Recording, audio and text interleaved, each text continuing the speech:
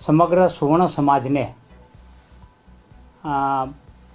અનામતનો લાભ મળેલ છે, પેકેજ રૂપે મળેલ છે અને આજે તેનાથી અનેક દીકરાઓ શૈક્ષણિક રીતે અને અનેક દીકરાઓને વ્યવસાયિક રીતે આર્થિક મદદ થઈ રહી છે।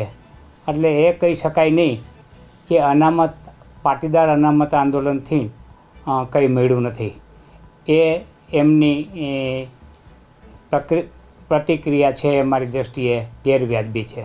આ એક નેરેશન ફેલાવવામાં આવે છે। આંદોલન છે એ કોઈ એક વ્યક્તિ કરી શકતી નથી।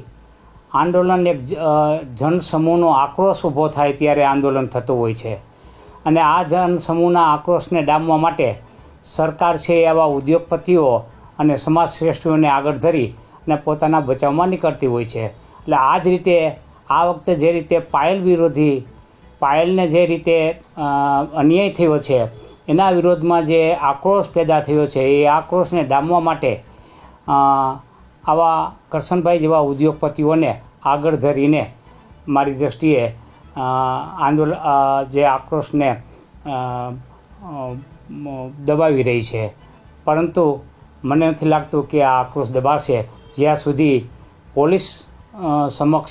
પોલીસવાળા સામે પગલાં નહીં લેવાય ત્યાં સુધી આ આક્રોશ છે એ ચાલુ રહેશે। અમારી તમામ માહિતીથી અપડેટ રહેવા માટે જોડાયેલા રહો S9 ન્યૂઝ સાથે।